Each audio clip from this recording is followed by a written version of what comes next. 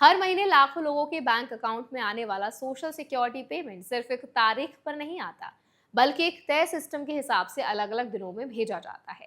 इसीलिए अगर आपके परिवार का कोई सदस्य अमेरिका में रिटायर है, सोशल सिक्योरिटी ले रहा है, डिसेबिलिटी बेनिफिट्स पा रहा है या एसएसआई का लाभार्थी है, तो सिर्फ तारीख जानना काफी नहीं है। ये समझना भी इम्पोर्टेंट है कि किस व्यक्ति को किस दिन भुगतान मिलता है, किस नियम के तहत मिलता है और अगर भुगतान समय पर ना आए तो आगे क्या करना है।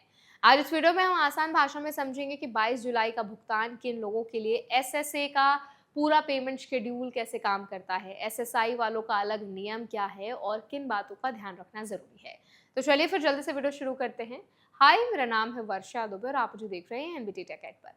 सबसे पहले मेन अपडेट समझ लेते हैं। सोशल सिक्योरिटी एडमिनिस्ट्रेशन यानी एसएसए जुलाई महीने का तीसरा और आखिरी नियमित भुगतान 22 जुलाई को जारी कर रहा है। लेकिन ये भुगतान सभी लोगों को नहीं मिलेगा। ये केवल उन लोगों के लिए है जिनकी जन्मतिथि किसी भी महीने की 21 तारीख से लेकर महीने के आखिरी दिन के बीच आती है और जिन्होंने मई 1997 के बाद सोशल सिक्योरिटी बेनिफिट्स लेना शुरू किया था। यानी अगर आपकी जन्मतिथि इस श्रेणी में आती है तो आपका भुगतान इस तारीख के अनुसार तय होगा।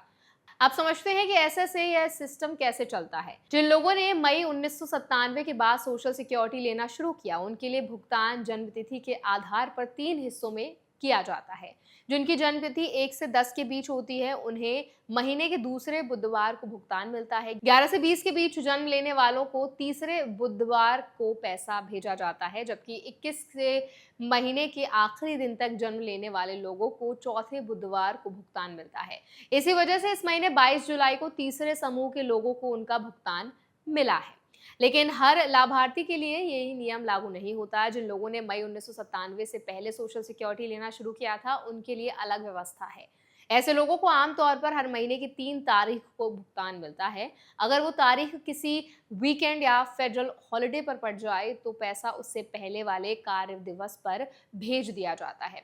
अब बात करते हैं एसएसआई यानी सप्लीमेंटल सिक्योरिटी इनकम की। अगर कोई व्यक्ति केवल एसएसआई लेता है तो उसे सामान्य तौर पर हर महीने की 1 तारीख को भुगतान मिलता है, लेकिन जब पहली तारीख वीकेंड पर पड़ती है तब भुगतान पहले ही भेज दिया जाता है। इसी वजह से अगस्त 2026 का एसएसआई पेमेंट 31 जुलाई को जारी किया जाएगा, क्योंकि 1 अगस्त छुट्टी के दिन पड़ रहा है।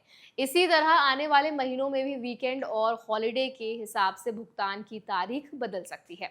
अगर कोई व्यक्ति एक साथ सोशल सिक्योरिटी और एसएसआई दोनों लाभ लेता है तो उसके लिए भी अलग भुगतान व्यवस्था लागू होती है। ऐसे मामलों में सोशल सिक्योरिटी आमतौर पर महीने की 3 तारीख को और एसएसआई अपने तय शेड्यूल के अनुसार जारी किया जाता है। इसलिए दोनों योजनाओं का पैसा एक ही दिन आए ऐसा जरूरी नहीं है। अब सबसे जरूरी बात जो हर भारतीय परिवार को समझनी चाहिए। अमेरिका में रहने वाले कई भारतीय माता पिता, ग्रीन कार्ड होल्डर्स या लंबे समय से बसे परिवार सोशल सिक्योरिटी या एसएसआई का लाभ लेते हैं।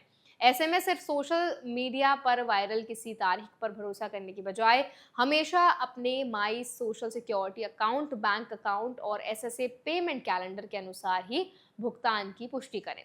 अगर तय तारीख के बाद भी भुगतान नहीं मिलता तो पहले बैंक से जानकारी लें और उसके बाद एसएसए से संपर्क करें। कई बार बैंक प्रोसेसिंग या छुट्टियों की वजह से भुगतान दिखने में थोड़ा समय लग सकता है। ध्यान रखने वाली एक और बात यह है कि सोशल सिक्योरिटी पेमेंट का शेड्यूल हर महीने पहले से तय रहता है, इसीलिए किसी भी अफवाह या गलत जानकारी के आधार पर घबराने की जरूरत नहीं होती। अगर आपकी जन्म तिथि, आपकी बेनिफिट कैटेगरी और आपका एनरोलमेंट पीरियड सही तरीके से समझ में है तो आप आसानी से जान सकते हैं कि आपका भुगतान किस दिन आने वाला है। तो आई होप वीडियो आपके लिए हेल्पफुल रही होगी। अगर ये वीडियो आपको पसंद आई हो तो उसको लाइक करें। ऐसे और वीडियोस के लिए हमारे चैनल एनबीटी टेक एड को भी जरूर सब्सक्राइब करें।